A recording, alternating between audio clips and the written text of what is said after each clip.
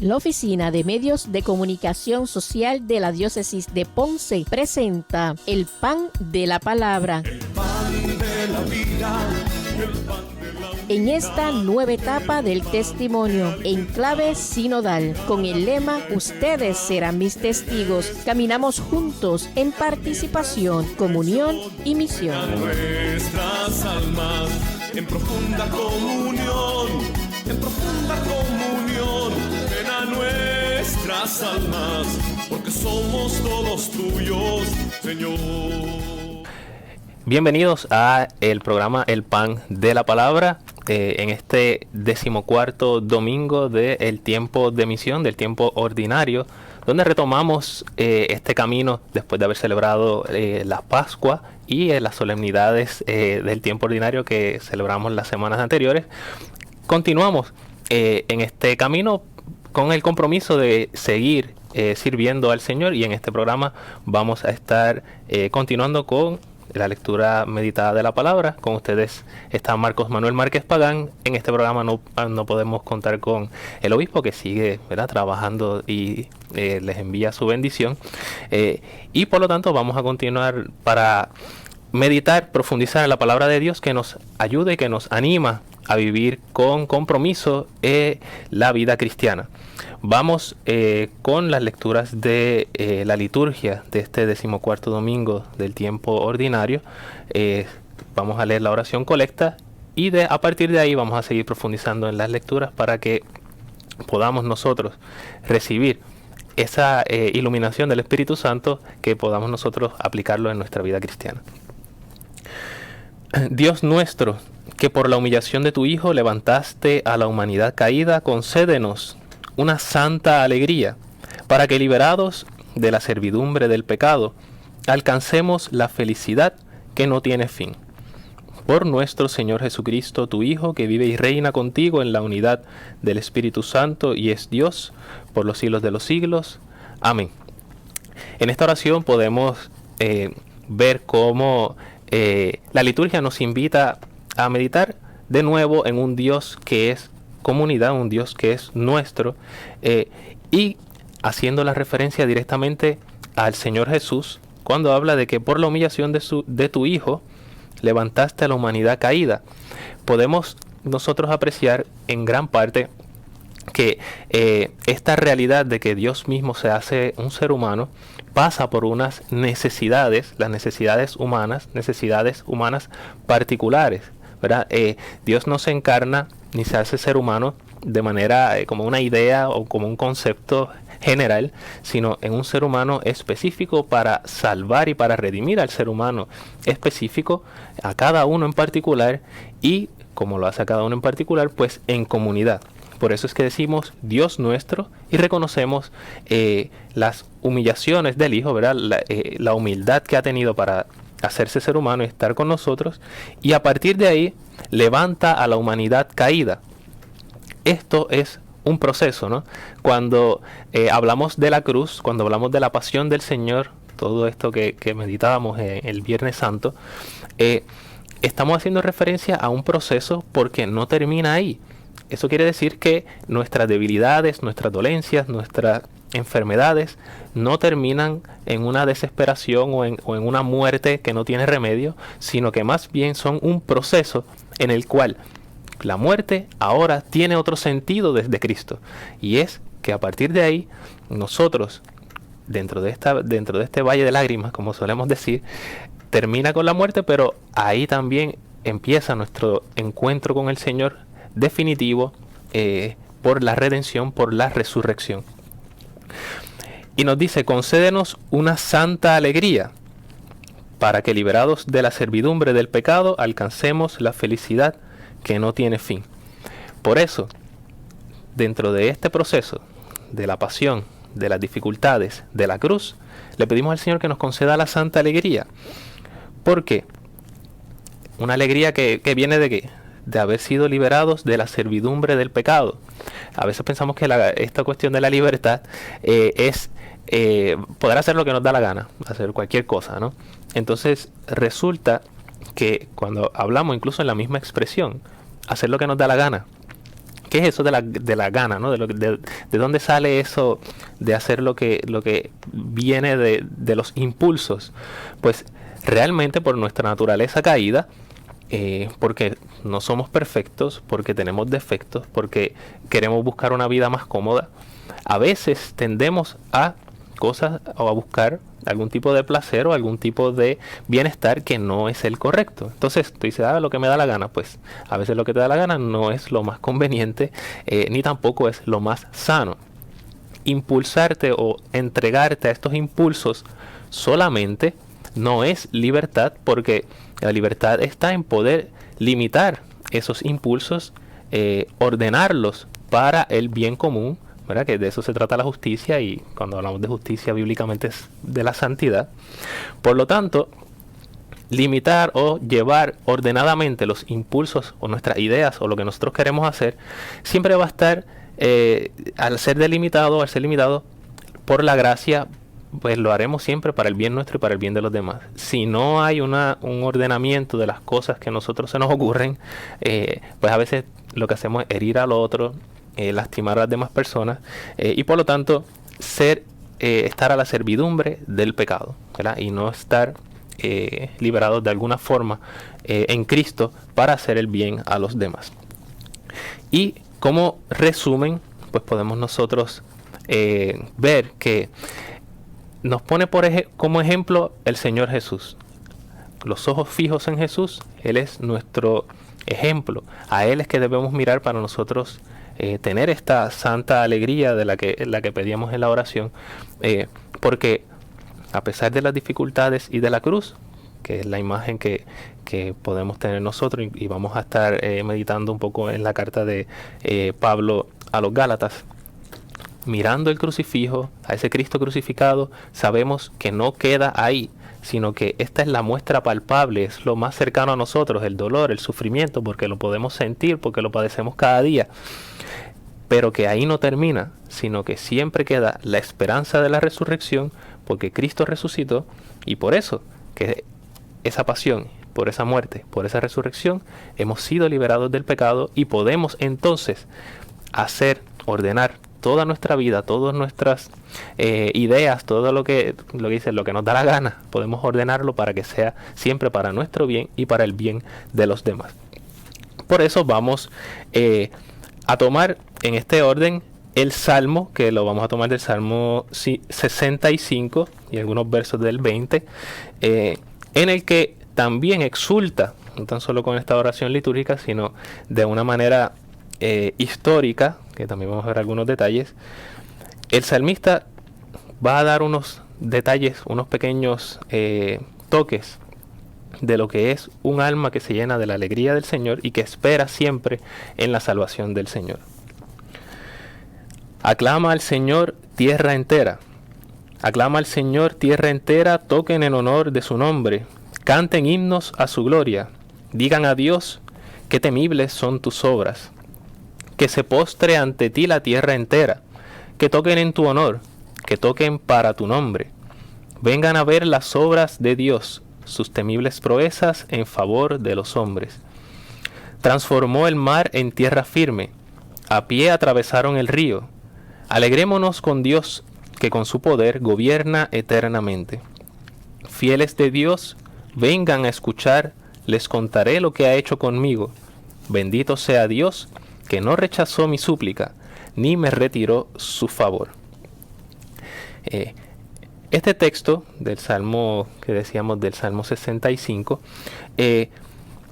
empieza con una invitación a que la tierra entera aclame al Señor. Y dice, y toquen en honor de su nombre, canten himnos a su gloria, digan a Dios, qué temibles son tus obras. De tal forma, el salmista se siente tan entregado de exaltar el nombre del Señor, de reconocer las cosas que el Señor ha hecho por él, o por ella, ¿no? Hombre o mujer de fe que escribe este salmo. Podemos nosotros notar que como parte del pueblo de Israel, no simplemente quiere que el pueblo aclame al Señor, sino que pueda ver que toda la creación exulta de alegría por las obras del Señor. Claro, el Antiguo Testamento, y esto hay que aclararlo para que podamos también entender el sentido de las Escrituras, el Antiguo Testamento siempre va a ser como un ejemplo, ¿verdad? Vamos a verlo como no como algo normativo, ¿verdad? Como es en el Nuevo Testamento, que para nosotros sí es normativo porque son las enseñanzas directas, enseñanzas, vivencias y lo que el Señor quiso que nosotros hiciéramos, ¿verdad? En la revelación en Jesucristo. El Antiguo Testamento no, el Antiguo Testamento va a ser siempre en referencia al Nuevo. Cuando hacemos, incluso ya alguno de ustedes lo habrá pensado, cuando hacemos referencia a la sangre del Cordero, pensamos en Cristo. Cuando hacemos referencia a la Pascua, pensamos en la Pascua de la resurrección, en nuestra Pascua, en el nuevo paso del Señor por la historia y el hecho de que no es que pasamos solo de la libertad, de la esclavitud a la libertad, sino de la esclavitud del pecado, de la muerte, a la libertad de la gracia y de la vida en la resurrección. Por lo tanto, hay que tenerlo esto siempre en cuenta, ¿verdad? Para no confundir algunas cosas o algunas normas o algunas ¿verdad? Cosas que aparecen en el Antiguo Testamento que hoy día, pues, dentro de nuestro pensar cristiano y de lo que Cristo ha venido a traer, del mensaje liberador, del mensaje que rompe con los esquemas de la ley, lo que hace es dar plenitud a aquello del Antiguo Testamento que no es suprimido, pero sí es superado, ¿verdad? Y es llevado a la plenitud en Jesucristo. Y continúa el salmista: que se postre ante ti la tierra entera, que toquen en tu honor, que toquen para tu nombre, vengan a ver las obras de Dios, temibles proezas en favor de los hombres. Por lo tanto, está llevando un mensaje porque no puede callarlo. Decíamos en la oración colecta, que el Señor levanta a la humanidad, ¿verdad? A la humanidad caída, y le concede una santa alegría, se la pide al Señor una santa alegría, que es por haber sido liberados de la servidumbre del pecado. En este caso el pueblo se siente liberado de la esclavitud, por lo tanto no puede callar esa alegría y quiere que todos puedan manifestar la alegría que sienten ellos de haber sido liberados por el paso del Señor por el pueblo. De la misma forma, nosotros, y aquí es donde nos invita a todos nosotros, fieles de Dios, vengan a escuchar, porque en nuestro caso, en nuestra realidad, en nuestra actualidad, también nosotros podemos manifestar esta alegría y llevar el mensaje del Señor a los demás con este mismo compromiso. Contaré lo que el Señor ha hecho conmigo, bendito sea Dios, que no rechazó mi súplica, porque ha escuchado nuestras oraciones, y que no me retiró su favor. Vamos a una pausa y continuamos más en breve. En profunda comunión, ven a nuestras almas, porque somos todos tuyos, Señor. En esta nueva etapa del testimonio en clave sinodal, con el lema "Ustedes serán mis testigos", caminamos juntos en participación, comunión y misión. A nuestras almas, en profunda comunión, ven a nuestras almas, porque somos todos tuyos, Señor.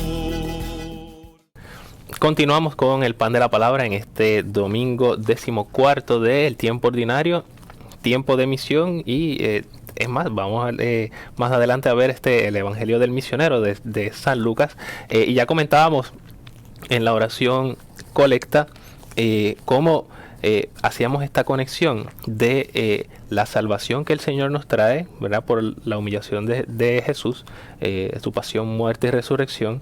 Le pedimos al Señor que nos conceda una santa alegría por haber sido liberados de la muerte del pecado y nos ha dado la gracia y la vida en Cristo. Y coincidía con la lectura del Salmo 65, donde el salmista hace unas declaraciones, ¿verdad? En que exulta el nombre del Señor, invita a la tierra entera a aclamar el nombre del Señor por ese acontecimiento, por ese paso que ha tenido por el pueblo, y porque siempre escucha las súplicas del pueblo y no les retira su favor. Eso mismo podemos nosotros decir en nuestras vidas, porque hacemos la oración, pedimos al Señor con insistencia, ¿verdad? Y siempre que sea para nuestro bien, ¿verdad? Para nuestro bien espiritual, para nuestro bien y nuestra propia santidad, el Señor escucha nuestras súplicas y nos concede, ¿verdad?, siempre su favor. Al nosotros experimentar la gracia del Señor y también reconocer todo lo que ha hecho con nosotros a través de nuestra vida, no podemos callarlo, tenemos que decirlo, tenemos que llevarlo. Por eso, empezando desde la gracia del bautismo, de ahí en adelante, todo lo que el Señor ha hecho por nosotros, tenemos nosotros entonces ese impulso y ese deber misionero de comunicarlo a los demás. Vamos a pasar a la lectura, o a la primera lectura de la liturgia que nos ofrece para este domingo, que está sacada del libro del profeta Isaías. Vale aclarar, ¿verdad?, que no se trata directamente del primer Isaías, ¿no?, que diríamos sería el profeta cerca del siglo VIII, que es también consejero del rey en el sur del reino de Jerusalén, abajo en el sur en el reino de Judá, ¿verdad? Entonces, vamos entonces a leerla porque es un poco más adelante, es una parte de este Isaías, ¿verdad?, o que es el mensaje de la escuela de profetas de Isaías, donde ofrece esperanza al pueblo después del regreso del cautiverio en Babilonia, ¿no? O sea, algunos ya conocen un poco de esta historia, ¿no? El tiempo en que el pueblo fue invadido por el imperio babilónico, se destruye el primer templo, el templo que había sido construido por Salomón. El pueblo va a Babilonia durante 50 años como esclavos, y entonces luego regresan a la tierra bajo otro imperio, el imperio persa, y estando bajo el imperio persa se les permite reconstruir el templo, y pues la gente está un poco desanimada, etcétera, y ahí es donde entra este profeta o este texto que lleva dentro de la escuela de los profetas de Isaías. Estamos en el capítulo 66, los versos del 10 al 14. Festejen a Jerusalén, gocen con ella todos los que la aman. Alégrense de su alegría los que por ella llevaron luto. Amamantarán de sus pechos y se saciarán de sus consuelos, y apurarán las delicias de sus ubres abundantes. Porque así dice el Señor: yo haré derivar hacia ella como un río la paz, como un torrente en crecida las riquezas de las naciones. Llevarán en brazos a sus criaturas, y sobre las rodillas las acariciarán. Como un niño a quien su madre consuela, así los consolaré yo, y en Jerusalén serán consolados. Al verlo se alegrará su corazón, y sus huesos florecerán como un prado. La mano del Señor se manifestará a sus siervos. Palabra de Dios. Te alabamos, Señor. Este texto, que ya hicimos esta introducción histórica, volvemos porque resulta que el pueblo está regresando de la esclavitud del cautiverio en Babilonia, donde se quedaron durante 50 años, regresan, todavía siguen bajo otro imperio, que es el imperio persa. El templo anterior está completamente destruido. Por eso es que el profeta Isaías habla siempre en futuro, porque está animando al pueblo, llevándole la palabra del Señor como profeta, no porque esté prediciendo el futuro, ¿verdad? Porque esa no es la cuestión del profeta. En algunas ocasiones sí, ¿verdad? Va a hablar de cosas que van a suceder más adelante, como un oráculo del Señor, ¿verdad? O como una promesa o algo que el Señor promete que se va a dar. En este caso, está animando a una Jerusalén que no existe en ese momento histórico, porque dice: festejen a Jerusalén, gocen con ella todos los que la aman, alégrense de su alegría los que por ella llevaron luto. Claro, llevaron luto desde que destruyeron el templo y el tiempo que estuvieron ellos también cautivos en Babilonia. Pero entonces todo lo demás lo dice en futuro: amamantarán de sus pechos, yo haré derivar de ella como un río la paz, ¿verdad? Esto como palabra del Señor. Un torrente en crecida, llevarán en brazos a sus criaturas en futuro, porque esa Jerusalén a la que él está haciendo alusión todavía no había sido reconstruida, todavía no se había organizado de nuevo, y entonces el profeta está llevando ánimo, ¿verdad?, para que la reconstrucción se pueda dar con un ánimo no solamente de reestructuración social, de reestructuración política, económica, porque todas estas cosas hacen falta, sino que al final quien va a dar el ánimo, quien va a tocar los corazones para que la Jerusalén de este momento, de ese momento histórico, vuelva otra vez a tener el esplendor que tenía antes, va a ser el Señor, ¿verdad? No es solamente un movimiento social, es un movimiento religioso, es un movimiento de la nación. El mismo amor que tenían ellos porque la tierra era su tierra, la de sus antepasados, no es solamente por eso, sino es porque es una promesa que Dios le hizo al pueblo. Es una promesa que Dios había hecho a Abraham. Es la tierra que se les entregó a ellos como heredad después de haber sido liberados por Moisés. Entonces, toda esta conciencia, toda esta identidad de pueblo, unida con que es la bendición de Dios quien se lo da, entonces es lo que va a llevar a la reestructuración del pueblo. Luego vamos a ver, ¿verdad? Más adelante, que no lo pone aquí el texto del profeta Isaías, que al reestructurarse esta renovación por parte de Esdras y Nehemías, y que más adelante van a tener que lidiar con el imperio helenístico, que es el imperio griego, van a tener que luchar. El ejército gana al imperio griego, pero luego entra el imperio romano, y dentro de ese contexto es que nace Jesús. Por lo tanto, vamos a ver que a partir de aquí, esos últimos siglos antes de que naciera Jesús, vamos a ver cómo un sentido religioso va a ser el que va a ser fundamental para el pueblo. Por eso, cuando nace Jesús, y aquí podemos ver el contexto, y Jesús empieza a predicar, ¿verdad? Cuando ya tenía más de 30 años, va a chocar con los fariseos, porque los fariseos quieren mantener una pureza de alguna forma, quieren mantenerse, ¿verdad?, resguardados en el sentido religioso, para que no les sucedan las cosas que sucedieron anteriormente, que fueron esclavos en Babilonia, que los invadieron los griegos, anterior a eso fueron esclavos en Egipto. Pensaban que si de alguna forma alteraban la forma de vida que estaban llevando, que hasta cierto punto en algunos momentos era un poco exagerada, si quitaban eso, el Señor los iba a castigar, o iban a volver a caer en la esclavitud. Entonces, al tener ese miedo, ¿verdad?, de alguna forma, de que sucediera eso, el llevar unas prácticas exteriores, litúrgicas, que todo el mundo ve de manera pública, lleva también humanamente a la arrogancia, al hecho de yo creerme mejor que los demás, a que yo las practico y tú no las practicas, a que yo sé de la ley y tú no lo sabes. Entonces se crea esta división de los expertos en la palabra de Dios y el resto del pueblo, ¿no? Y entonces se hace esta división, y justo en ese momento es que el Señor empieza a predicar que se han olvidado del centro del fundamento de lo que es la ley del Señor, que Jesús lo va a resumir en amar a Dios y amar al prójimo, y resulta que se han quedado con lo de por encima, con lo litúrgico, con lo exterior, con lo que todo el mundo ve, con lo público, y se habían olvidado del centro, de lo esencial del mensaje que Dios les había dado. Incluso la promesa de Abraham había sido la tierra, habían vuelto a la tierra, estaban lidiando con el imperio, pero de todas formas se estaba mezclando una cuestión política. Era la bendición a todas las naciones, o sea, a todo el mundo, pero resulta que ellos se cerraron en sí mismos, incluso sacaron a los samaritanos de esa bendición de alguna forma.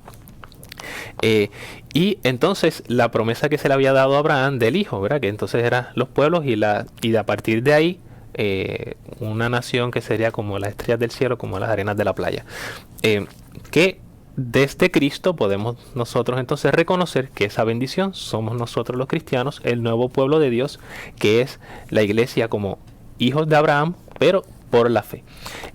Entonces, recapitulando aquí, Isaías muestra la esperanza que el Señor da a aquellos que confían en Él, y que incluso de lo peor que había sucedido, que era la esclavitud en Babilonia, va a traer y va a hacer florecer el pueblo de nuevo, como antes ya lo había hecho, porque cuando recuerdan las bendiciones del pasado, no importa cuáles sean las dificultades del presente, el futuro es esperanzador porque sabemos que el Señor no siempre escucha nuestras oraciones y no nos quita su favor. Hacemos una pausa y continuamos en breve. En profunda comunión, ven a nuestras almas. La vida, el pan de la En esta nueva etapa del testimonio en clave sinodal, con el lema "Ustedes serán mis testigos", caminamos juntos en participación, comunión y misión. nuestras almas. En profunda comunión, ven a nuestras almas, porque somos todos tuyos, Señor. Continuamos con el pan de la palabra en este domingo 14 de el tiempo ordinario o tiempo de misión. Para los que nos han sintonizado un poco más tarde, el obispo Padre Rubén Antonio González Medina no está con nosotros hoy, pero continuamos nosotros compartiendo el pan de la palabra con ustedes, el pan que nos nutre y que siempre nosotros podemos acceder para buscar esa palabra significativa que el Señor tiene para nosotros, no solo desde el contexto histórico, que también es muy importante, que eso es lo que también hacemos como parte de la lectura orante de la palabra, sino que dentro de ese texto y de su contexto, para pasarlo nosotros luego al contexto nuestro y poder así entonces utilizarlo sin pretextos en una vivencia cristiana a la luz, ¿verdad?, de la palabra del Señor, del Evangelio, de la alegría del Evangelio en el Nuevo Testamento. Esta palabra que, como el pan que tenemos aquí delante de la mesa, partimos para compartirla juntos, ¿verdad? Porque de eso se trata. Un pan que podemos partir para repartirlo, ¿verdad?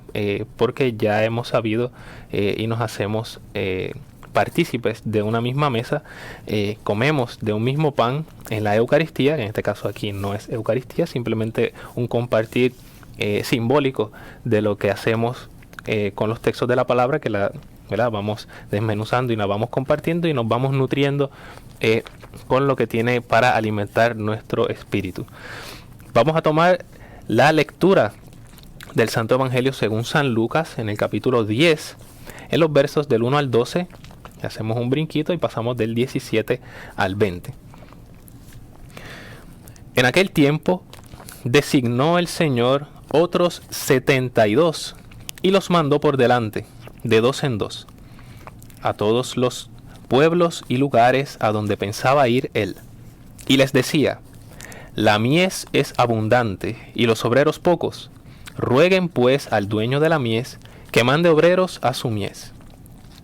Pónganse en camino, miren que los mando como corderos en medio de lobos.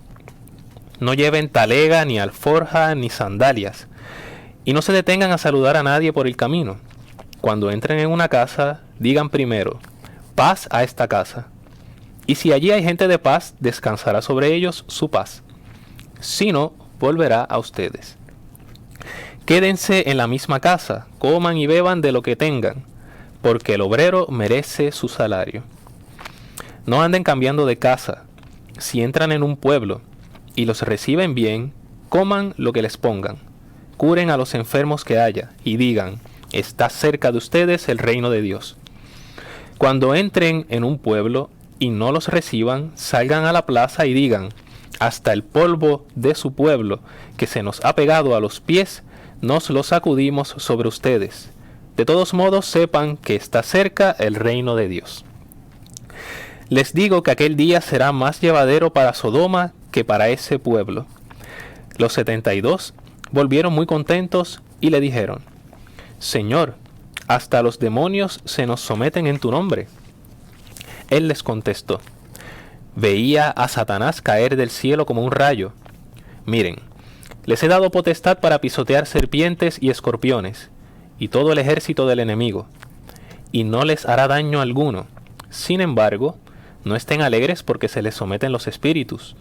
Estén alegres porque sus nombres están inscritos en el cielo. Palabra del Señor. Gloria a ti, Señor Jesús.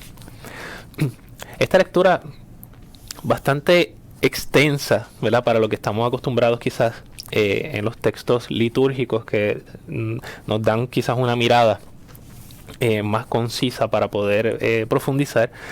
En este texto podemos ver un itinerario de lo que primero es un envío que hace el Señor, y lo primero que hace es que los manda a orar, ¿verdad? Porque dice, rueguen al dueño de la mies que mande obreros, ¿no? Por lo tanto, primero los pone a escuchar el envío, los pone a orar, y luego le dice lo que va a suceder, lo que tienen que hacer por el camino. Desapegarse de todas las cosas, ¿verdad? De las cosas humanas o de las seguridades humanas, confíen en el Señor, y que en el camino pues van a encontrar gente buena, gente que no tan buena, y cuáles van a ser las cosas que van a marcar, ¿verdad? Este acontecimiento. Vamos a ir poco a poco para que podamos ver desde el envío del Señor hasta el consejo que les da al final, y dice, no se alegren por todas las cosas superfluas o las cosas que puedan pasar en el camino que sean quizás extraordinarias o que puedan llamar la atención. No, ¿verdad? Alégrense por otra cosa, por lo que es más secreto, por lo que es más importante, que es que sus nombres están inscritos en el cielo. Pero vamos a ir desde el comienzo. Dice que designó 72. Y entonces ahí viene la pregunta, ¿cómo 72? ¿Pero y por qué 72? Podemos incluso hacer toda una exégesis de los números y todo del Antiguo Testamento, pero una de estas aplicaciones que podemos hacer más sencillas es recordar aquellos 70 ancianos que estuvieron con Moisés, ¿verdad? En esta organización que se estaba haciendo en aquel momento de la antigua alianza, y esta es la nueva alianza. También hay que tener en cuenta este lenguaje simbólico que si hace referencia a Moisés, una figura tan importante y que trajo la ley antigua, ¿verdad? Los 10 mandamientos, y lo que luego entonces en la organización del pueblo vamos a ir profundizando, que es escucha Israel, el Señor es solamente uno, amarás al Señor tu Dios con todo tu corazón, etc. Y pone estos 70 ancianos, ¿verdad? Que van a ser los colaboradores de Moisés. En la nueva alianza, Jesús trae una nueva ley, que es la ley del amor, si es que pudiéramos llamarle ley, ¿verdad? Porque en realidad es una libertad que nos trae Jesús de ser nosotros, entonces o el llamado que nos hace a lo que hemos sido creados, ¿verdad? Que es a amar y ser amados, ¿verdad? Porque si Dios es amor y nos ha creado a su imagen y semejanza, eso es lo que nosotros estamos llamados, a ser amados y a llevar ese amor también a los demás. Por lo tanto, está haciendo una referencia a una nueva alianza, a un nuevo pueblo, ¿verdad? Que es la iglesia. Y les manda de 2 en 2, ¿verdad? Esto, además de que tiene una configuración práctica, de que si te pasa algo, pues tienes otra persona que está ahí contigo y que te va a ayudar y a colaborar en lo que necesites. El hecho de que va de 2 en 2 es para que entonces se vayan, ¿verdad?, uno al otro animándose, porque vemos que las dificultades van a ir, ¿verdad?, van a ser complicadas. Entonces tenemos por aquí, la mies es abundante, ¿verdad? Los obreros pocos, rueguen pues al dueño de la mies que mande obreros a su mies. Por lo regular, este texto habla o lo utilizamos para orar por las vocaciones al sacerdocio, ¿verdad? Porque hay mucha mies, hay mucho trabajo, hay mucha cosecha, y hay que mandar gente para que busque, ¿verdad? Que trabaje. Pero si nos damos cuenta, y viéndolo desde que está escrito fuera, ¿verdad?, ya de todos los acontecimientos, porque a veces podemos cometer el error de que vamos leyendo las lecturas bíblicas y pensamos que es que la persona está allí escribiendo lo que está viendo en el momento, ¿no? Esto está escrito bastante después, ¿verdad? El Evangelio de Lucas, poco antes de la destrucción del templo, del segundo templo de Jerusalén, antes del año 70. Por lo tanto, podemos entender que dentro de ese contexto todavía el Señor no había reunido a los discípulos y había hecho, ¿verdad?, la institución de la Eucaristía, la institución del sacerdocio, y los 72 que está enviando de 2 en 2, desde nuestra perspectiva actual podemos nosotros ver que son como laicos, ¿no? Entonces, si está diciendo oren, ¿verdad?, al dueño de la mies que mande obreros, ¿verdad?, porque hay pocos. Entonces, si vemos 72, hace la referencia allá. O sea, por lo tanto, hay un nuevo pueblo que necesita más trabajadores. Y aunque Él manda 72 y los manda de dos en dos, como quiera son pocos, porque necesitamos más. Este llamado no es solamente al pueblo sacerdotal, ¿verdad? O al pueblo consagrado, de manera particular, ¿verdad? Como serían sacerdotes religiosos, sino a todo cristiano, a todo misionero, a todo bautizado, para que entonces lleven, ¿verdad?, el mensaje del Evangelio a todas las naciones, porque es el nuevo pueblo. 72. En aquel momento eran los colaboradores de la antigua alianza, ahora los colaboradores de la nueva alianza somos todos los bautizados, ¿verdad?, que en Cristo somos reyes, profetas y sacerdotes. Y luego entonces va a describir: pónganse en camino, los mando como corderos en medio de lobos. Y esto es un mensaje, ¿verdad?, complicado. El hecho de que los corderos, ¿verdad?, son animales que son bien mansos, ¿verdad?, como diría Padre Rubén, son bien bobos, porque cabeza agachada, el pastor cuando llega, lo obedecen. Pero entonces llega un lobo, ¿verdad? Las ovejas no son los animales más ágiles del mundo, y pues un lobo las puede engañar fácilmente y las atrapa, porque es más ágil, ¿verdad?, se puede esconder y todo eso. Entonces dice: no lleven talega, ni alforja, ni sandalias, no se detengan a saludar a nadie por el camino. Cuando entren en una casa digan: paz a esta casa. Y curioso, si son gente de paz, recibirán la paz. Si no son gente de paz, la paz volverá a ustedes. Porque muchas veces el resultado del proceso de evangelización, que aquí no está diciendo que cuando entre a una casa empiecen a predicar, o que cuando entre a una casa empiece a dar un sermón. Cuando dice la paz a esta casa, prácticamente está diciendo que hagan el saludo regular del momento, el saludo como se solía hacer, ¿verdad?, que la paz sea con ustedes, el shalom. Saluden con buena intención, con buen ánimo, con amor, con cariño. Si las personas no lo reciben, pues está bien, pues el cariño va donde ustedes, no se preocupen, ¿verdad? El amor y la paz del Señor regresa donde ustedes. Entonces, no te vayas como que vas a hacer algo que está por encima del otro, sino vamos a compartir una verdad, vamos a compartir una alegría, que es la alegría que el Señor ha venido a traer para todos y cada uno. Pausamos y regresamos en breve. En profunda comunión,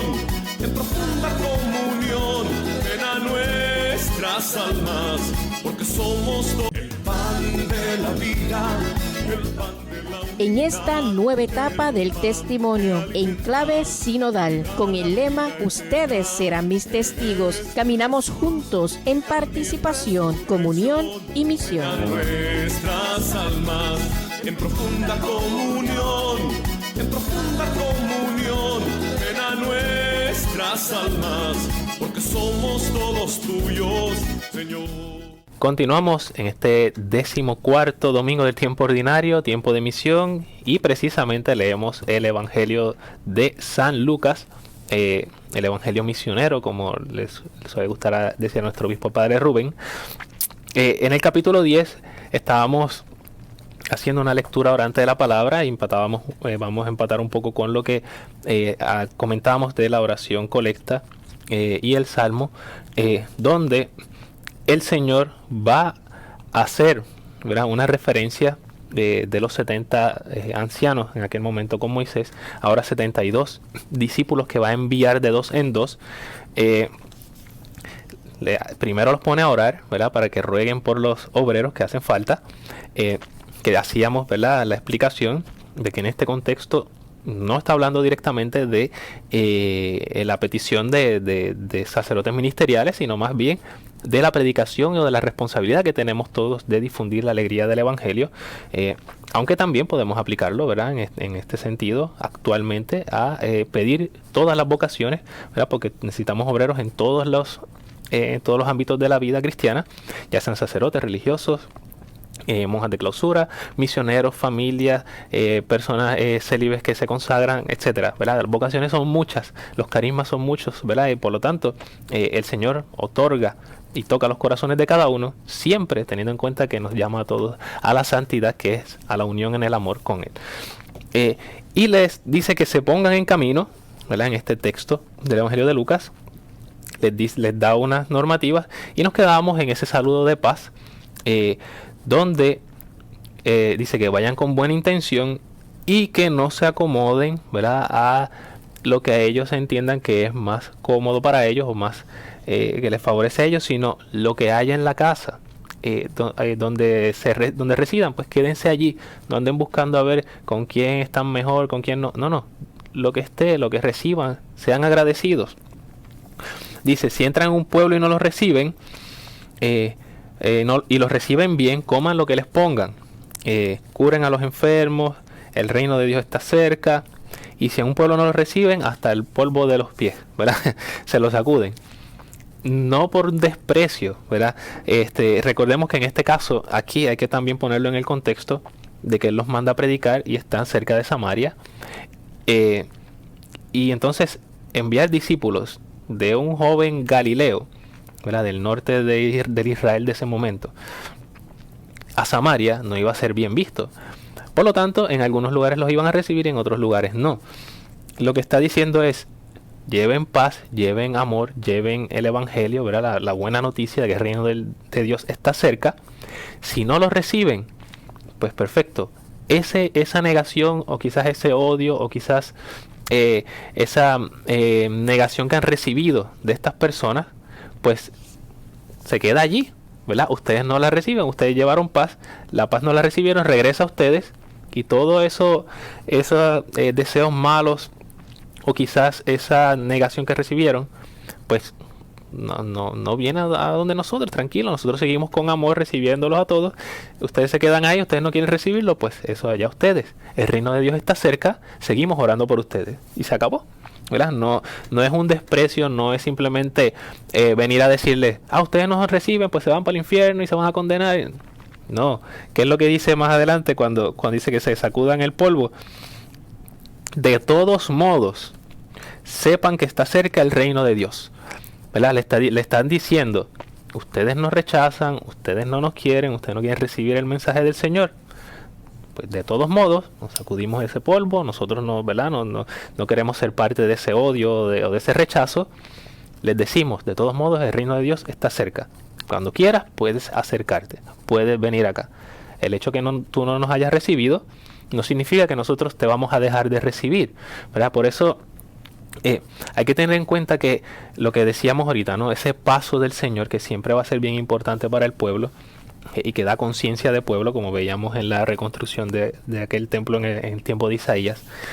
El paso del Señor por la historia siempre va a ser un paso de bendición, ¿verdad? Siempre va a ser un paso en el cual va a traer alegría, va a traer amor, va a traer, ¿verdad?, a pesar de las dificultades y de la cruz, como veíamos, el Señor siempre va, como pudiéramos decir humanamente, siempre va a sacar algo bueno de las cosas que nosotros no podemos ver del todo. Entonces, dice aquí, les digo, aquel día será más llevadero para Sodoma, que es para ese pueblo. Los 72 volvieron muy contentos, y aquí entramos en otra dinámica. Hace la referencia a Sodoma, ¿por qué? No porque, ¿verdad?, a veces se hace una mala interpretación de los textos, pero para ir a lo fundamental, ¿no?, porque aquí no tendríamos tiempo para meternos en una exégesis muy profunda. Uno de los datos por los cuales Sodoma fue condenado fue por la falta de hospitalidad. Y a esto es lo que hace referencia, ¿no? Si en algún momento un pueblo no tiene hospitalidad con ustedes como Sodoma, y por eso hace la referencia, ¿verdad? Y todos sabemos la historia de cómo terminó Sodoma, toda una destrucción, ¿verdad? Eso tiene todo un género literario, el por qué, cómo se explica qué sucedió, ¿verdad? Pero eso lo dejamos, ¿verdad?, como asignación. Lo que quieran profundizarlo pueden ir a los textos. Pero en este caso estamos ante una predicación de Jesús en la que dice, si no los reciben, como no recibieron, ¿verdad?, en aquel momento a los que pasaban por Sodoma, para hacer el resumen, para Sodoma será más llevadero, ¿no? Es como decir, ellos mismos, por no recibir algo bueno, pues resulta que se lo pierden de alguna forma, lo rechazan y les va a ir mal, porque se está trayendo un mensaje que lo que trae es libertad, vida, no sometimiento a leyes absurdas, no sometimiento a unas leyes inhumanas, sino se trae un mensaje de esperanza, de amor, de salvación y de vida. El rechazarlo, sabiendo aún que es beneficioso para el ser humano, no en un sentido solo religioso, sino humano, razonable, ¿verdad? Que es lo que viene a traer el cristianismo y por lo cual sí vale la pena ser cristiano, pues rechazarlo es para su propia perdición, ¿no? Incluso no tener hospitalidad con el otro es para tu propia perdición, no porque el Señor dice, hiciste esto y te voy a castigar porque no lo recibiste.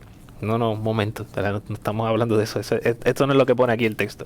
Dice, será más llevadero para Sodoma. O sea, si lo que pasó en Sodoma fue un desastre, porque podemos ir a los textos, ¿no? Este pueblo, por no ser hospitalario, por no ser un pueblo que recibe al otro, pues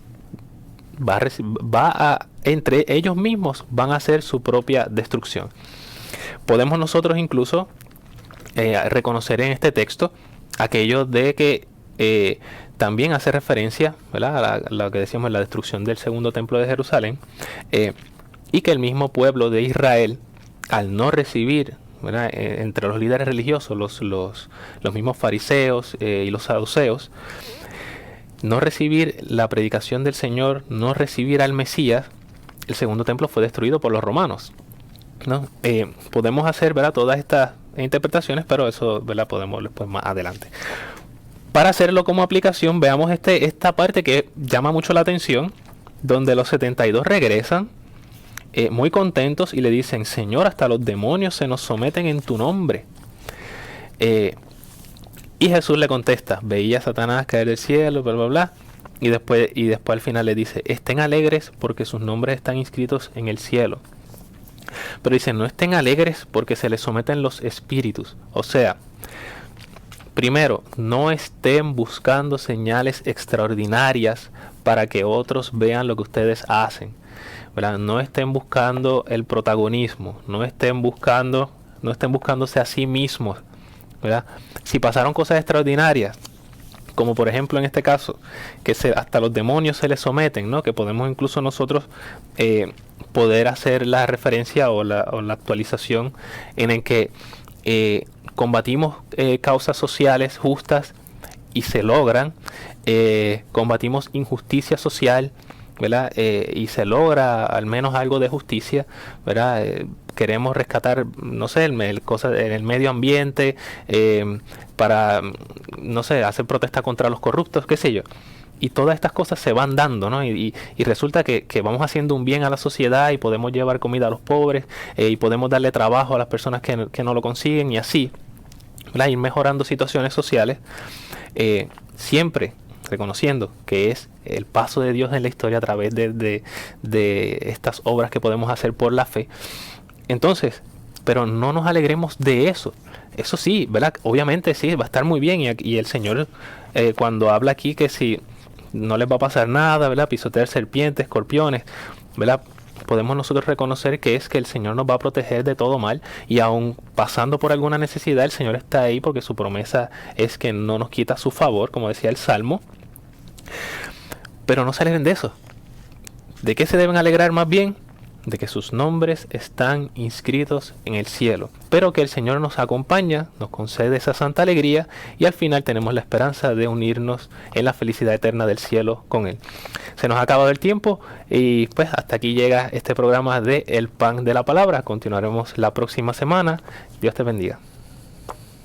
El pan de la vida, el pan de la en esta nueva etapa del testimonio en clave sinodal, con el lema ustedes serán mis testigos, caminamos juntos en participación, comunión y misión. Nuestras almas en profunda comunión, ven a nuestras almas, porque somos todos tuyos, Señor.